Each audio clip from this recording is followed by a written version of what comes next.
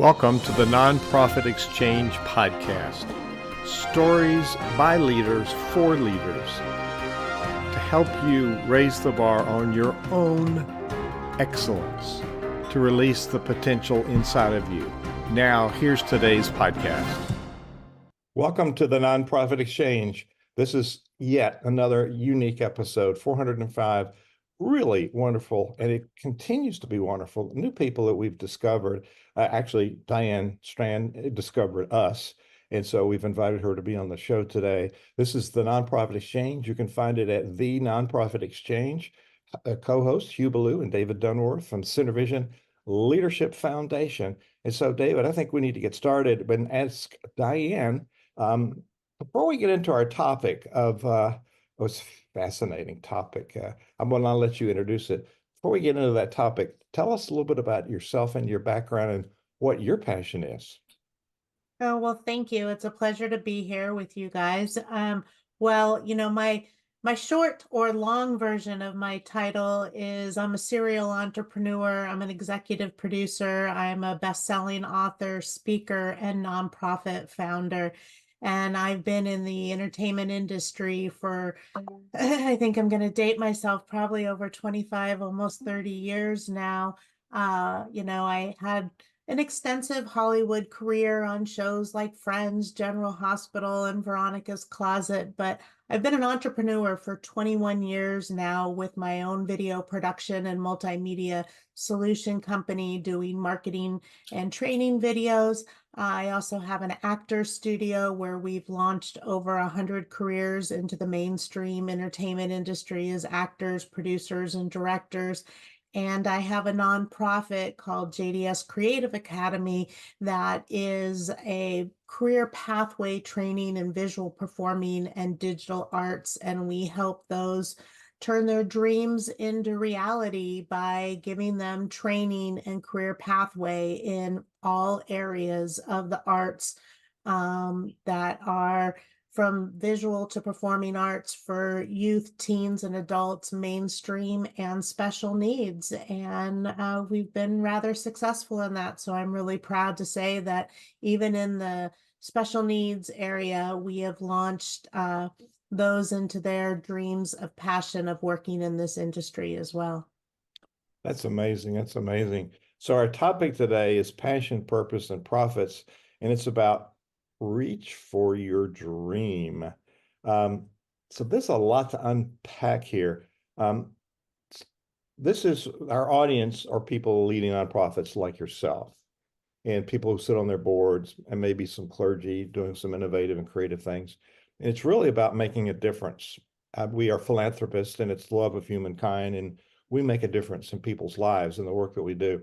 I can figure out your passion for starting your nonprofit, but talk a little bit about how you started it, how you got it going. There's people out there that are early stage, some of them that are thinking about founding a nonprofit. It was not like you just had the idea and you went for it and it was immediate success, or was it?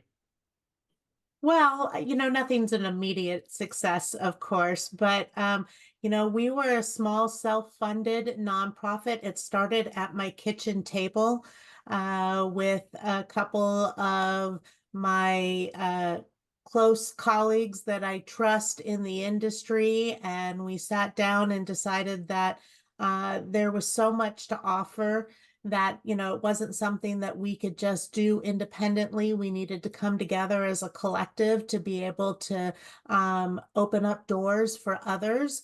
And so today, I'm happy to say we're a thriving 7-figure nonprofit that started, at the kitchen table.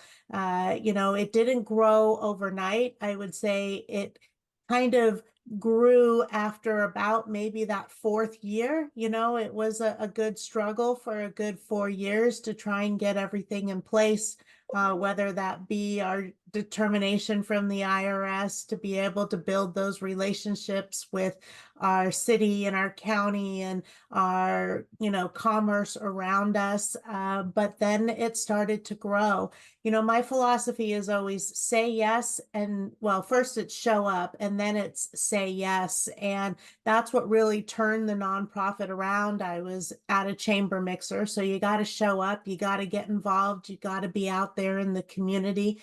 And I showed up and somebody asked me to take a meeting and have coffee. And I wasn't even sure what the correlation was. But of course, I said yes.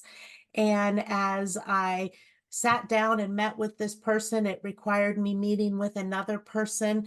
And I still wasn't sure that this was all going to pan out. But it was just if I could meet this one individual who had special needs and loved audio. And all he wanted to do was learn audio. And it was if he could come work at my facility. And I was like, well, I don't really even work at my own facility. I more work at home because remember, I'm the small nonprofit. I had a building, but I only really used it when we had classes going on. So I had to figure out how I was going to make this work. But I said yes one more time. And so he started coming, and it was small little things that he was doing, which was moving flats around, helping us clean up.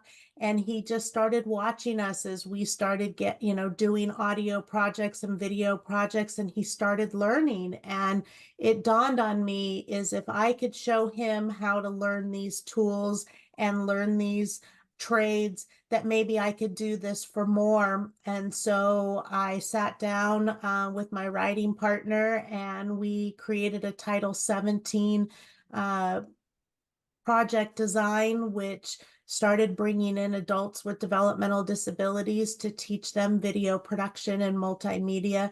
And that was a huge shift. That hugely changed our business to now where we serve over 30 every day, teaching them video production and multimedia to learn, their dreams and their passions so they can go off and have successful careers and not just work at Walmart. Or not that there's something wrong with that, but not everybody wants to do that. They want to have careers and they have goals and they have dreams.